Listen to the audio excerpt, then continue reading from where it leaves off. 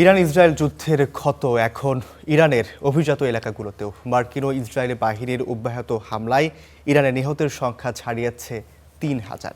এই হিসাব মার্কিন মানবাধিকার সংস্থার। তবে ইরান সরকারের দাবি মৃতের সংখ্যা এর অর্ধেক।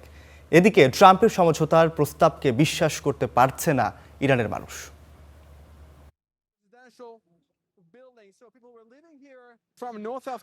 আমার পেছনে যে ভবনটি দেখছেন সেখানে মার্কিন ইসরায়েল বাহিনীর হামলা হয়েছে।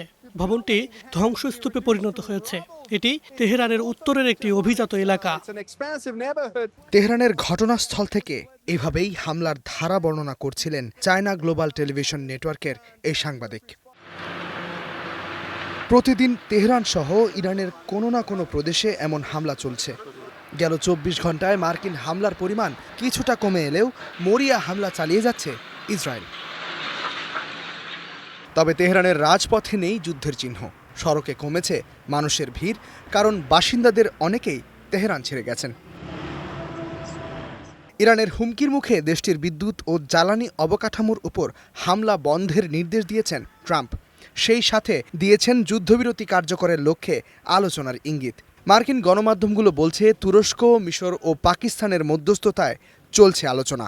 তবে ট্রাম্পের এসব কথায় বিশ্বাস নেই ইরানিদের। রাজনীতিবিদরা পর্দার আড়ালে কি করে আমাদের তা জানা সম্ভব না। আজ আলোচনা হয়, কালও আলোচনা হয়, পরের দিন আবার অন্য কিছু ঘটে।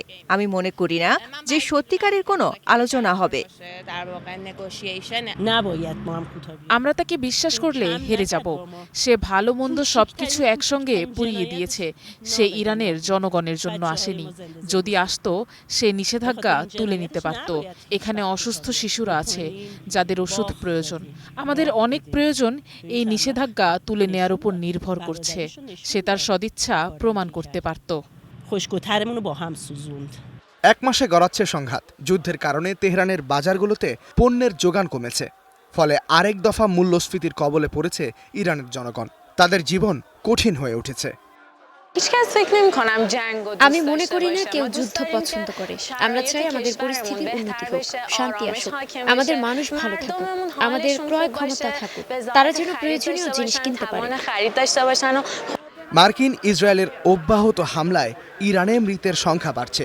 যুক্তরাষ্ট্রভিত্তিক মানবাধিকার সংগঠন HRANA বলছে ইরানের নিহতের সংখ্যা দাঁড়িয়েছে ৩,২৬৮ জনে। এদের মধ্যে ২১৭ জনই শিশু। সরকারি হিসেবে নিহত ১,২৭০ জন। সংখ্যার এই পার্থক্য নিয়ে তেহরান কোনো ব্যাখ্যা দিচ্ছে না। ইস্তেহাদুল মাহমুদ, স্টার নিউজ।